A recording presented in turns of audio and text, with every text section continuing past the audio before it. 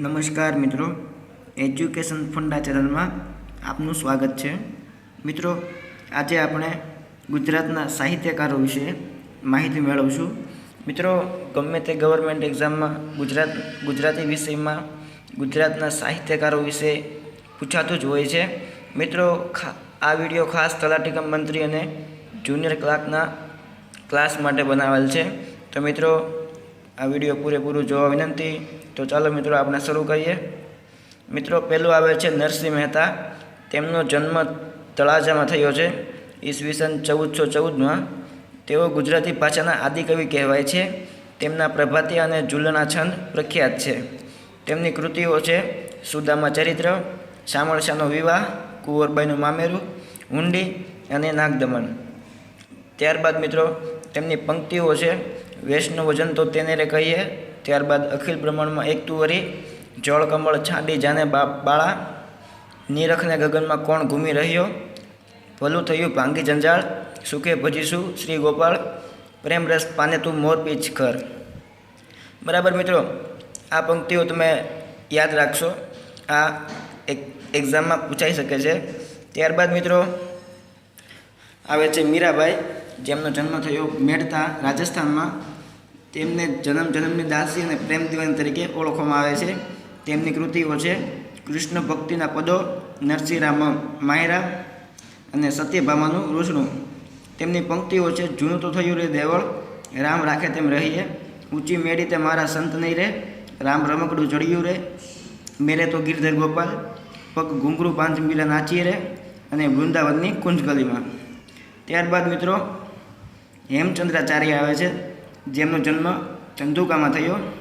તેઓ કવિ કાલ સર્વજ્ઞનું બિરુદ મળ્યું છે. તેમનું સાચું નામ ચાંગદેવ હતું. તેમણે પાટણમાં જ્ઞાન મંદિરની સ્થાપના કરી હતી. તેમની કૃતિઓમાં તેમણે પ્રાકૃતિક ભાષામાં સિદ્ધ હેમ શબ્દનું શાસન નામના વ્યાકરણ ગ્રંથની રચના કરી હતી. તેમની ત્યારબાદ આવે છે અખો, જેનો જન્મ થયો જેતલપુરમાં. તેને જ્ઞાનનો વડલો તરીકે જાણીતા છે. તેમનું સાચું નામ સોની અભયદાસ છે. તેમનો વ્યવસાય સોનીનો છે. અમદાવાદના ખડિયામાં દેસાઈની પોળમાં રહે છે અને તેમના છપ્પા પ્રખ્યાત છે. તેઓની કૃતિ અનુભવ બિંદુ, અખે ગીતા, ગુરુ શિષ્ય સંવાદ. અને તેમની પંક્તિઓ છે એક મૂર્ખને એવી ટેવ, પથ્થર એટલા પૂજ્ય દેવ. અને બીજી છે ભાષાને શું વળગે ભૂરી. ત્યારબાદ મિત્રો પ્રેમાનંદ આવે છે, જેમનો જન્મ વડોદરામાં થયો. તેઓ ગુજરાતી ભાષાના મહાકવિ કહેવાય છે.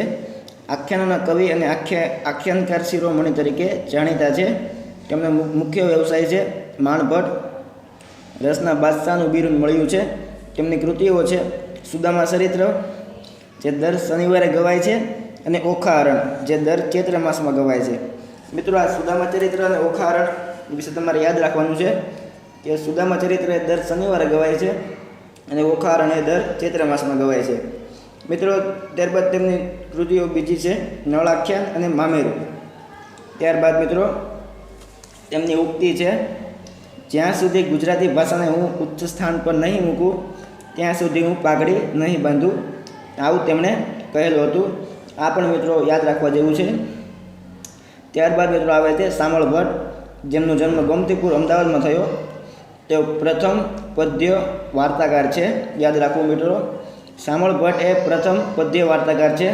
તેમની કૃતિઓ છે સિંહાસન 32, નંદ 32, વેતાલ 25, ચંદ્ર ચંદ્રાવતી, મદન મોહના અને સુડા બહોતરી. ત્યારબાદ આવે છે ગંગા સતી.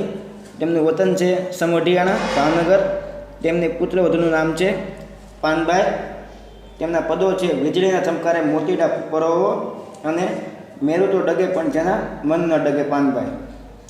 ત્યારબાદ મિત્રો ભાલણ છે, જેમનો જન્મ પાટણમાં થયો. તેઓ આખ્યાનના પિતા તરીકે ઓળખાય છે. તેમણે દશમ સ્કંદ લખ્યો. મિત્રો, આ યાદ રાખવા જેવું છે. દશમ સ્કંદ અને આખ્યાનના પિતા એ ભાલણને કહેવાય છે. ત્યારબાદ કાદંબરી નામની સંસ્કૃત કૃતિનો ભાવાનુવાદ કર્યો. ત્યારબાદ મિત્રો ભોજા ભગત, જેમના ચાપખા વખાણાય છે. તેમની પંક્તિ છે પ્રાણિયા ભજી અને કીર્તાર, આ તો સપનું છે સંતાર. ત્યારબાદ મિત્રો કવિ ધીરો ભગત, જેમની કાફીઓ વખાણાય છે. મિત્રો, આ ભોજા ભગતના ચાપખા અને કવિ ધીરા ભગતના કાફીઓ એ બંને તમારે યાદ રાખવાનું છે. તેમની ઉક્તિ છે, જેને રામ રાખે તેને કોણ ચાખે. ત્યારબાદ મિત્રો દયારામ, જેમનો જન્મ ડભોઈ વડોદરામાં થયો, તેઓ ભક્તિ કવિ તરીકે જાણીતા છે. તેમની ગરબી પ્રખ્યાત છે. તેમની કૃતિઓ છે રસિક વલ્લભ અને દાણ ચાતુરી. તેમની પંક્તિઓ છે શ્યામ રંગ સમીપે ન જાવું. ત્યારબાદ એલેક્ઝાન્ડર કિનલોક ફાર્બસ, જે ગુજરાતી ભાષા સાહિત્યનો પરદેશી પ્રેમી છે, તેમણે ઈસવીસન 1948માં ગુજરાત વર્નાક્યુલર સોસાયટી એટલે કે ગુજરાત વિદ્યાસભાની સ્થાપના કરી. તેમની કૃતિઓ છે રસમાળા ભાગ 1 અને 2. ત્યારબાદ મિત્રો લોકહિત ચિંતક દલપતરામ, જેમનો જન્મ વઢવાણમાં થયો. મિત્રો, ગુજરાતી વાણી રાણીના વકીલ કહેવાય છે. તેઓ કવિશ્વર તરીકે ઓળખાય છે. તેમના પુત્ર નન્નાલાલ હતા. તેઓ કિનલોક ફાર્બસના મિત્ર હતા, જેણે ગુજરાત વિદ્યાસભાની સ્થાપના કરી અને ફાર્બસના મૃત્યુ પછી તેમની યાદમાં ફાર્બસ વિરહ નામની કરુણ પ્રશંસા કરી. તેમણે પ્રથમ ગુજરાતી દેશભક્તિ કાવ્ય હુન્નર ખાનની ચડાઈ લખ્યું હતું. મિત્રો, અહીંયા યાદ રાખવા જેવું છે કે હુન્નર ખાનની ચડાઈ એ કાવ્ય કોણે લખ્યું? તો મિત્રો તેમાં દલપતરામ આવે છે. ત્યારબાદ મિત્રો તેમની રચનાઓ છે ગુજરાતી ભાષાનું પ્રથમ નાટક જે લક્ષ્મી છે. ત્યારબાદ હાસ્ય રસિક નાટક જે મિથ્યાભિમાન, પ્રથમ કાવ્ય સંગ્રહ જે કાવ્ય દોહન, અને પિંગળ અને બાપાની પીપર. તેમની પંક્તિઓ છે લાંબા જોડે ટૂંકો જાય, મરે નહીં તો માંદો થાય. અને બીજી છે ઊંટ કહે આ સભામાં વાંકા અંગવાળા ભૂંડા. ત્યારબાદ મિત્રો નર્મદ એટલે કે નર્મદા શંકર દવે, જેમનો જન્મ સુરતમાં થયો. તેમને ગુજરાતી ગદ્યના પિતા કહેવાય છે. યુગ વિદ્યાયક સર્જક અને અર્વાચીનોમાં આદ્ય તરીકે તેઓ જાણીતા છે. ગુજરાતી ભાષાની પ્રથમ આત્મકથા મારી હકીકત તેમણે લખી હતી અને ગુજરાતી ભાષાનું પ્રથમ મેગેઝિન દાંડિયો બહાર પાડ્યું. મિત્રો, અહીંયા નોંધવા જેવું છે કે ગુજરાતી ભાષાનું પ્રથમ મેગેઝિન એ દાંડિયો હતું અને તે નર્મદે બહાર પાડ્યું હતું. તેમનો પ્રથમ શબ્દકોશ છે નર્મકોશ. ગુજરાતી સાહિત્યમાં પ્રાણવંતો પૂર્વજ તરીકે તેઓ જાણીતા છે. તેમની કૃતિઓ છે મારી હકીકત, પિંગળ પ્રવેશ અને સીતાહરણ. ત્યારબાદ મિત્રો તેમની ઉક્તિ છે જય જય ગરવી ગુજરાત અને યા હોમ કરીને પડો ફતેહ છે આગે. ત્યારબાદ આવે છે નંદશંકર તુળજાશંકર મહેતા, જેમનો જન્મ પણ સુરતમાં થયો. તેમને ગુજરાતી ભાષાની પ્રથમ નવલકથા કરણ ઘેલુની રચના કરી અને જેનું મુખ્ય પાત્ર રૂપસુંદરી છે. ત્યારબાદ મિત્રો ગોવર્ધન રામ ત્રિપાઠી, જેમનો જન્મ નડિયાદમાં થયો. ગુજરાતી ભાષાની પ્રથમ મહાનવલકથા સરસ્વતી ચંદ્રની રચના કરી, જેનું મુખ્ય પાત્ર ગુણ સુંદરી અને કુસુમ સુંદરી છે. તેઓ પંડિત યુગના પુરોધા કહેવાય છે. ત્યારબાદ નરસિંહ રાવ દિવેટિયા, જેને જ્ઞાનબાલ તરીકે પણ ઓળખાય છે. તેમનો જન્મ અમદાવાદમાં થયો. તેઓ સાહિત્ય દિવાકર તરીકે જાણીતા છે અને ગુજરાતી ભાષાના જાગ્રત ચોકીદાર કહેવાય છે. મિત્રો, જાગ્રત ચોકીદાર એ યાદ રાખવા જેવું છે. ત્યારબાદ ગુજરાતી ભાષાનું પ્રથમ ઉર્મી કાવ્ય કુસુમમાળાની રચના કરી. મિત્રો, કુસુમમાળાની રચના કોને કરી? તો તેમાં આવે છે નરસિંહ રાવ દિવેટિયા. પ્રથમ ઉર્મી કાવ્ય છે તેઓની પંક્તિ છે મંગલ મંદિર ખોલો દયામય. ત્યારબાદ મહિપત રામ ત્રિપાઠી, જેઓ ગુજરાતી ભાષાના પ્રથમ પ્રવાસ ગ્રંથ ઇંગ્લેન્ડની મુસાફરીનું વર્ણન તેમણે રચ્યો હતો. તેમની પ્રખ્યાત નવલકથા સાસુ વહુની લડાઈ હતી, સાસુ વહુની લસાઈ.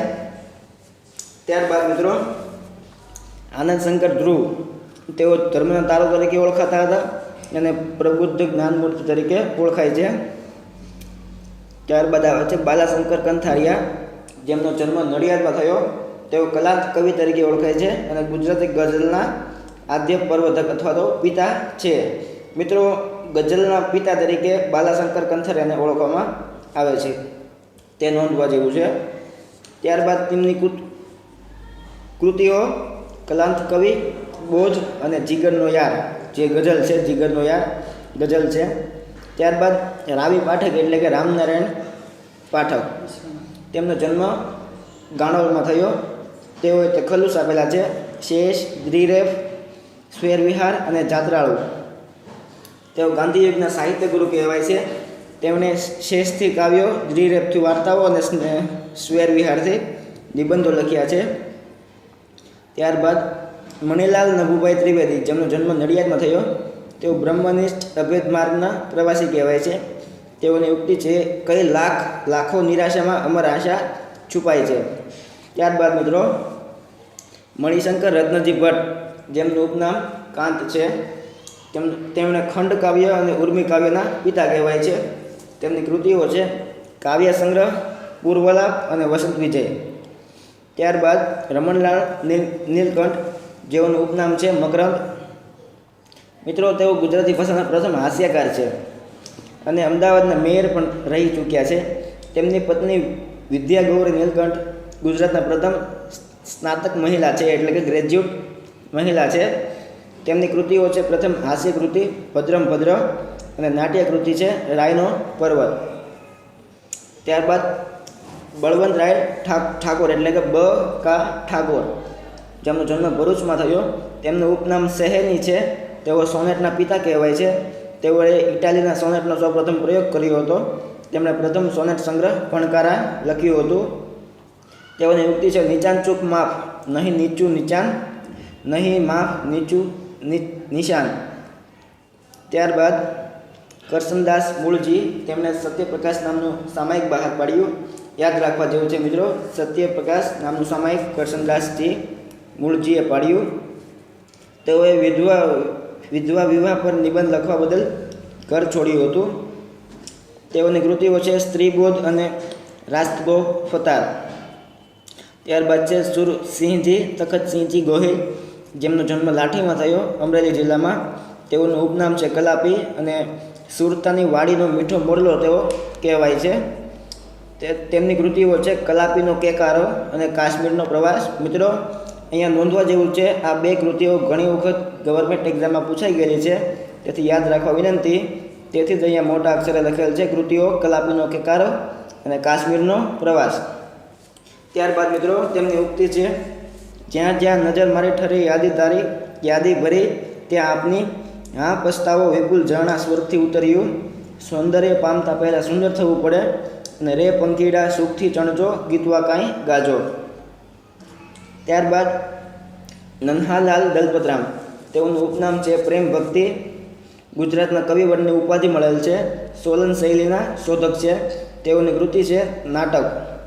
જયા જયંત અને ઇન્દ્રુ કુમાર, તે તેમને બે નાટક છે અને તેમના કાવ્ય સંગ્રહ છે નન્હા નન્હા રાસ. ત્યારબાદ તેઓની પંક્તિ છે: અસ્તિઓ માહેથી પ્રભુ પરમ સત્ય તું લઈ જા, અને ભાભીના ભાવ મને ભીંજવે રે લોલ, અને ધન્ય હો ધન્ય પુણ્ય પ્રદેશ. ત્યારબાદ છે રણજીતરામ વાવાભાઈ મહેતા, જેઓનો જન્મ પણ સુરતમાં થયો. તેઓએ ગુજરાતી સાહિત્ય ભાષા અને ગુજરાતી સાહિત્ય પરિષદની શરૂઆત કરી. તેઓ ગુજરાતી અસ્મિતાના આદ્ય પ્રવર્તક કહેવાય છે. ગુજરાતી સાહિત્ય સભા તરફથી વિશિષ્ટ સાહિત્ય સેવા બદલ ઈસવીસન 1928થી રણજીતરામ સુવર્ણચંદ્રક આપવામાં આવ્યો. મિત્રો અહીંયા યાદ રાખજો, ગુજરાતી સાહિત્ય ભાષા તરફથી રણજીતરામ સુવર્ણચંદ્રક આપવામાં આવ્યું ઈસવીસન 1928થી, અને તે પ્રથમ રણજીતરામ સુવર્ણચંદ્રક ઝવેરચંદ મેઘાણીને મળ્યો હતો. ત્યારબાદ આવે છે કાકા સાહેબ કાલેલકર, જેમનો જન્મ સતારામાં થયો, મહારાષ્ટ્રમાં. તેઓનું મૂળ નામ દત્તાત્રેય બાલકૃષ્ણ કાલેલકર. ગાંધીજીએ તેમને સવાઈ ગુજરાતીનું બિરુદ આપ્યું છે. તેઓ ઉત્તમ નિબંધકાર છે. તેમની આત્મકથા સ્મરણ યાત્રા. ત્યારબાદ તેમની કૃતિઓ છે હિમાલયનો પ્રવાસ, જીવનનો આનંદ, રખડવાનો આનંદ અને જીવન લીલા. ત્યારબાદ કનૈયાલાલ મુનશી, તેમને ઘનશ્યામ પણ કહેવાય છે, જેમનો જન્મ ભરૂચમાં થયો. તેમને સ્વપ્ન દ્રષ્ટાનું બિરુદ મળ્યું છે. તેમણે મુંબઈ ખાતે ભારતીય વિદ્યા ભવનની સ્થાપના કરી, જેનું ગુજરાતી સામાયિક નવનીત અથવા તો સમર્પણ છે.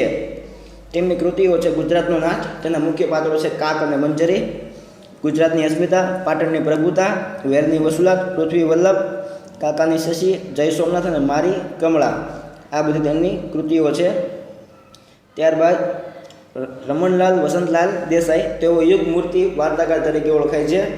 તેઓની કૃતિઓ છે ભારેલો અગ્નિ, ગ્રામલક્ષ્મી, દિવ્ય ચક્ષુ અને નિહારિકા. ત્યારબાદ તેમની પંક્તિઓ છે ઓર આજ મને લાગ્યો કસુંબીનો રંગ, છેલ્લો કટોરો ઝેરનો આપી જજો બાપુ, યારો ફનાના પંથ પર આગે કદમ, અને ઘટમાં ઘોડો ઠનગને આતમ વિંજે પાંગ. ત્યારબાદ ઉમાશંકર જોશી, જેમનો જન્મ બામણામાં થયો, તેમણે તખલ્લુસ આપેલ છે વાસુકી અને શ્રવણ. વિશ્વ શાંતિના કવિનું બિરુદ મળ્યું છે. તેમણે ઈસવીસન 1967માં નિશ્ચિત કાવ્ય સંગ્રહ માટે સૌપ્રથમ જ્ઞાનપીઠ એવોર્ડ મળ્યો હતો. તેઓ ગુજરાત યુનિવર્સિટીના ઉપકુલપતિ હતા. તેઓ સંસ્કૃતિ નામનું સામાયિક ચલાવતા હતા. ત્યારબાદ તેમની કૃતિઓ છે નિશ્ચિત, સાપના ભારા, વિશ્વ શાંતિ, ગંગોત્રી, સમયરંગ અને ગોષ્ઠી. તેઓની પંક્તિઓ છે ભૂખ્યા જનનો જેઠરાગની જાગ છે. ત્યારબાદ ભૂમિઓ વિના મારે ભમરવા ડુંગરા, ધન્ય ભૂમિ ગુજરાત ધન્ય હે, ધન્ય ગીરા ગુજરાતી, અને ગુજરાત મોરી મોરી રે. ત્યારબાદ પન્નાલાલ પટેલ, જેમનો જન્મ માંડલીમાં થયો, તેમણે ઈસવીસન 1995માં માનવીની ભવાઈ નવલકથા માટે જ્ઞાનપીઠ એવોર્ડ મળ્યો હતો. તેઓ સાહિત્યકાર જગતનો ચમત્કાર તરીકે જાણીતા છે. ત્યારબાદ તેમની કૃતિઓ છે માનવીની ભવાઈ, જેનું મુખ્ય પાત્ર કાળુ અને રાજુ છે. ત્યારબાદ છે મળેલા જીવ, જેના મુખ્ય પાત્રો કાનજી અને જીવી છે, અને જે ભાંગ્યાનો ભેરુ અને કંકુ. મિત્રો તેમની ઉક્તિ છે માનવી ભૂંડો નથી પણ ભૂખ ભૂંડી છે. ત્યારબાદ રાજેન્દ્ર શાહ, જેઓ રામ વૃંદાવની પણ કહેવાય છે,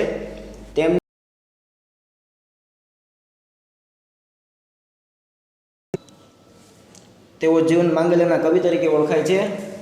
જાપાનીઝ કાવ્ય પ્રકાર હાઇકુની સ્થાપના કરી CN વિદ્યાલયના સ્થાપક છે.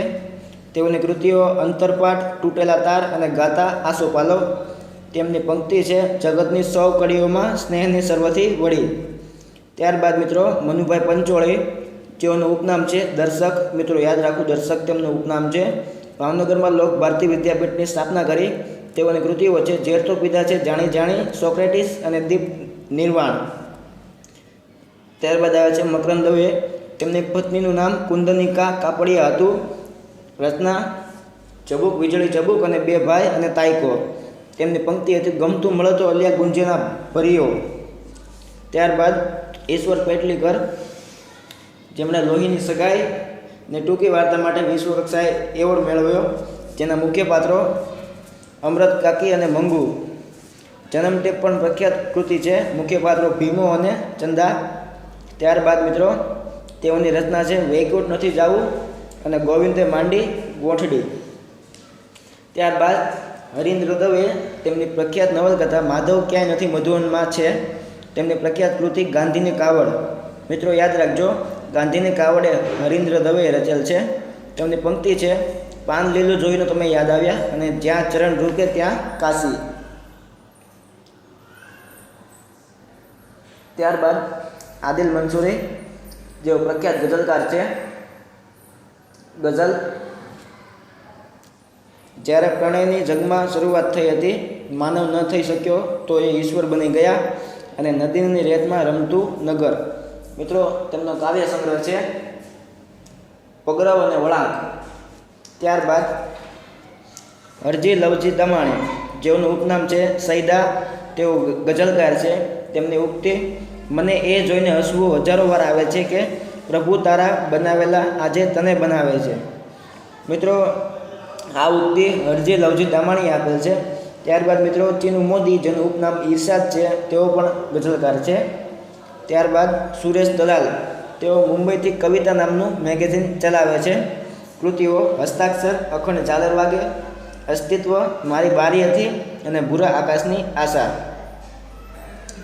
ત્યારબાદ છે રઘુવીર ચૌધરી, જેઓની કૃતિઓ છે ડીમ લાઇટ, જે નાટક છે, અમૃતા, અંતરવાસ, ઉપરવાસ અને સહવાસ. ત્યારબાદ ચંદ્રકાંત બક્ષી, જેનો જન્મ પાલનપુરમાં થયો. તેમણે ઘટનાના બેતાજ બાદશાહ તરીકે જાણીતા છે. તેમની કૃતિઓ છે આકાર, પેરાલિસિસ, બક્ષીનામા અને રોમા. ત્યારબાદ રાવજી પટેલ, તેમનો કાવ્ય સંગ્રહ છે અશ્રુધર, અંગત અને ઝંઝા. ત્યારબાદ રાવજી પટેલ, તેમની પંક્તિ છે મારી આંખે કંકુના સૂરજ આથમ્યા. ત્યારબાદ રમેશ પારેખ, તેમનો કાવ્ય સંગ્રહ 6 અક્ષરનું નામ. મિત્રો 6 અક્ષરનું નામ એ કાવ્ય સંગ્રહ છે અને જે રમેશ પારેખ દ્વારા લખાયેલ છે. ત્યારબાદ કેશવરામ કાશીરામ શાસ્ત્રી, જેને આપણે કે શાસ્ત્રી તરીકે પણ ઓળખીએ છીએ, તેમનો જન્મ માંગરોળમાં થયો હતો. તેમણે વિદ્યા વચસ્યતિનું બિરુદ મળ્યું છે. તેમને પુસ્તક વૈષ્ણવજનનું વિમોચન શ્રી નરેન્દ્રભાઈ મોદીએ કર્યું હતું. મિત્રો આ યાદ રાખવા જેવું છે કે વૈષ્ણવજનનું વિમોચન નરેન્દ્રભાઈ મોદીએ કર્યું હતું, જે કે શાસ્ત્રીનું પુસ્તક હતું. ત્યારબાદ પ્રિયકાંત મણિયાર, જેઓ રોમેન્ટિક મિજાજના કવિ છે. તેમની કૃતિ છે લીલેરો ઢાળ અને પંક્તિ આપણે તો આકાશને ખેડવું છે. ત્યારબાદ કુંદનિકા કાપડિયા, જે વલસાડના આદિવાસી વિસ્તારમાં નંદીગ્રામ નામની સંસ્થા સ્થાપી.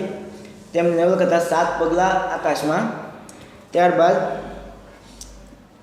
જીવરામ જોશી, જેમનો જન્મ ગળણી એટલે કે અમરેલી જિલ્લામાં થયો. તેઓની કૃતિઓ છે મિયા ફુસકી, 6 કોમકો, અડુક્યો દડુક્યો અને તભા ભટ્ટ. ત્યારબાદ છે ચુનીલાલ મડિયા, ઈસવીસન 1968માં પ્રથમ ગુજરાતી રંગીન ફિલ્મ લીલુડી ધરતીના પ્રણેતા છે. મિત્રો પ્રથમ ગુજરાતી રંગીન ફિલ્મ કોણે આપી? તો મિત્રો ચુનીલાલ મડિયા, અને જેનું નામ હતું લીલુડી ધરતી. તેઓની કૃતિઓ છે વ્યાદનો વારસ અને શરણાઈના સૂર. ત્યારબાદ છે ગીજુભાઈ બધેકા, જેને તમે બધા ઓળખતા જશો. તેઓનું ઉપનામ છે વિનોદી અને બાળકોની મૂછળી મા તરીકે જાણીતા છે. તેમના દીવા સ્વપ્નમાં ખૂબ જાણીતી કૃતિ છે. દીવા સ્વપ્ન એ તેમની ખૂબ જાણીતી કૃતિ છે. ત્યારબાદ નારાયણભાઈ દેસાઈ, તેમના પિતા મહાદેવભાઈ દેસાઈના જીવન પર આધારિત અંગની કુંડમાં ખીલેલું ગુલાબ નવલકથા લખી અને હાલ તેઓ ગુજરાત વિદ્યાપીઠના કુલપતિ છે. ત્યારબાદ મહાદેવભાઈ દેસાઈ ગાંધીજીના અંતેવાસી અંગત સચિવ હતા. તેમણે મહાદેવભાઈની ડાયરી લખી. ત્યારબાદ કિશોરલાલ મસરૂવાલા, જેમને સમૂળ ક્રાંતિના પ્રણેતા છે તેઓ. ત્યારબાદ જોસેફ મેકવાન, તેમની પ્રખ્યાત નવલકથા આંગળીયાત છે.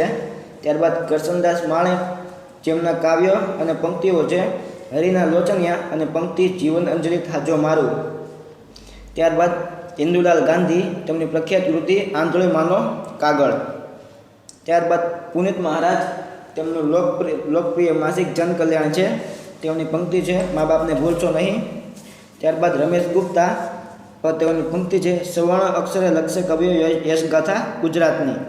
ત્યારબાદ દામોદર ખુશ્બુદાસ બોટાદકર, તેમની પંક્તિ છે જનની જોડ સખી નહીં જડે રે લોલ. મિત્રો રમેશ ગુપ્તાની પંક્તિ અને દામોદરદાસ બોટાદકરની પંક્તિ ખૂબ યાદ રાખજો. ત્યારબાદ અમરદેસર ફરામજી ખબરદાર, જેમને ગુણવંતી ગુજરાત તરીકે પણ ઓળખવામાં આવે છે અને જ્યાં જ્યાં વસે ગુજરાતી ત્યાં ત્યાં સદાકાળ ગુજરાત, તેમની પંક્તિ છે. ત્યારબાદ મણિલાલ દેસાઈ, તેઓ ઉંબરે ઊંભી સાંભળું રેબોલ વાલમના જેવી પંક્તિ આપેલ છે. અને ત્યારબાદ જગદીશ જોશી, જેઓ ખોવો ભરીને અમે એટલું હસ્યા જેવી પંક્તિઓ આપેલ છે. ત્યારબાદ વેણુભાઈ પુરોહિત, જેઓ તારી આંખનો અફીણી તારા બોલનો બંધાણી, એ પંક્તિ વેણુભાઈ પુરોહિતે આપેલ છે. ત્યારબાદ ગુજરાતી ભાષાના પ્રથમ બાળ પ્રાક્ષિક કયું હતું? તો મિત્રો ગાંડિયું. મિત્રો આ જે છેલ્લા 2 પ્રશ્નો આપેલા છે તે ગયા વખતની ગવર્મેન્ટ એક્ઝામમાં પૂછાઈ ગયેલા છે, તેથી તે ખૂબ યાદ રાખવા જેવા છે. ગુજરાતી ભાષાના પ્રથમ બાળ પ્રાક્ષિક કયું હતું? તો મિત્રો તેમાં આવે છે ગાંડિયું. અને ગુજરાતી ભાષાના જાણીતા વિજ્ઞાન પ્રકાશકનું નામ જણાવો? તો મિત્રો તેમાં આવે છે સફારી, જે નગેન્દ્ર વિજય દ્વારા લખાય છે. મિત્રો તમને અમારો વિડીયો ગમ્યો હોય તો અમને લાઈક કરજો અને સબસ્ક્રાઈબ કરજો. અને મિત્રો તમારે હજુ પણ અમને સબસ્ક્રાઈબ કરવાનું બાકી છે તો વિડીયોની જમણી બાજુ અમારી ચેનલનો લોગો આપેલ છે, તેના ઉપર ક્લિક કરશો તો પણ તમે સબસ્ક્રાઈબ થઈ જશો. અને મિત્રો તમે અમારી URL પરથી પણ અમને સબસ્ક્રાઈબ કરી શકો છો. અમારી URL છે www.youtube.com/c/educationfunda. Thank you.